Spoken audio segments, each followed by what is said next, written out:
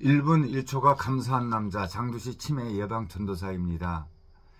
이번 시간에는 그 오피니언에서 노인 인구가 1000만 명 시대에 준비는 되어 있나, 이런 제목은 주정환의 그 시선에서 논설위원회 이야기를 이번 시간에 한번 담아보겠습니다. 대한민국의 미래는 노인의 나라다. 물론 노인밖에 없는 나라를 말하는 건 아니다. 그렇다고 마음을 놓을 만한 여유는 없다. 저출산 고령화로 노인 인구의 비중이 커지는 건 틀림없는 사실이다. 그것도 세계에서 유례가 없을 정도로 아주 빠른 속도다. 2024년 새해에는 인구학적으로 아주 중대한 고비를 맞는다. 노인 인구 1000만 명 시대가 열린다. 단군 이래 아직까지 한 번도 경험해보지 못한 나라가 현실로 닥쳐온다.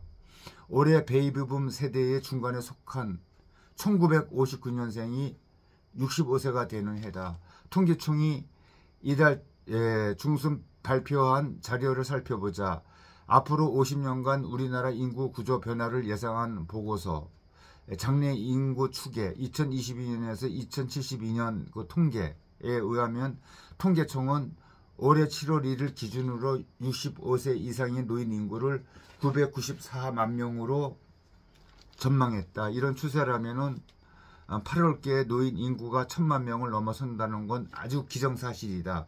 이미 예상했던 일이지만 사회적 의미는 절대로 작지가 않다. 더구나 내년에는 전체 인구에서 노인 비중이 20%를 넘는 초고령 사회에 진입한다. 인구 5명 중에 1명꼴로 65세 이상이 노인이 있다는 그 뜻이다.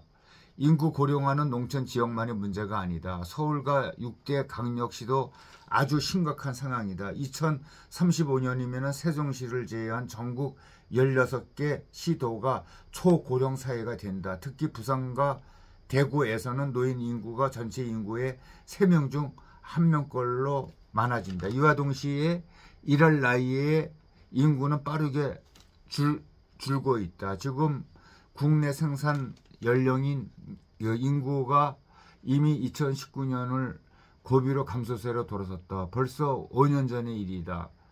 통계청은 2030년 생산 연령 인구를 3417만 명으로 전망했는데 작년과 비교하면 7년 만에 240만 명이 줄어든 것이다. 가장 큰 원인은 베이비붐 세대의 은퇴다. 그 임영일 통계청 인구 동향 가장은 베이비붐 세대가 고령층으로 이동하는 2020년에는 여기서 베이비붐 세대는 1955년서부터 1963년생을 이야기합니다. 그래서 가장 큰 원인은 베이비붐 세대의 은퇴다. 임영일 그 통계청 그 인구 동향 가장은 베이비붐 세대가 고령층으로 이동하는 2020년대에는 생산 연령 인구가 연평균 32만 명, 또 2030년대에는 연평균 50만 명이 감소할 전망이라고 설명을 했다. 노인 복지에 필요한 돈은 급격하게 증가할 텐데 그 돈을 부담할 사람은 빠르게 줄어드는 것이다. 조만간 우리 사회가 마주할 수밖에 없는 이기의 본질이다. 이대로 가다간 젊은 세대의 복지 비용 부담이 감당할 수 없을 정도로 불어난다. 복지 제도의 구조 조정이 무엇보다도 시급하다. 절실한 이제 과제는 연금 개혁이다. 국민연금기금은 2041년에 적자로 돌아선다. 이때를 고비로 연금 재정은 급속히 악화가 되면서 현역 세대가 내는 연금 보험료보다도 은퇴 세대가 받아가는 연금 급여가 더 많아진다. 이대로 가다간 2055년까지 가면은 연금 기금은 한 푼도 남지 않고 바닥이 나는데 1990년생이 65세가 되는 그 해이다. 연금 기금이 고갈이 되면은 또 국민 세금으로 또 구멍을 메워야 하는데 그 세금은 또 누가 낼 것인지 2055년 이후에도 일하는 사람들의 그 몫이다. 그런데 생산 연령 인구는 지금보다 더 쪼그라든다. 통계청은 2055년 생산 연령 인구를 2280만 명으로 추산했는데 작년보다 1380만 명이 줄어드는 그 규모다.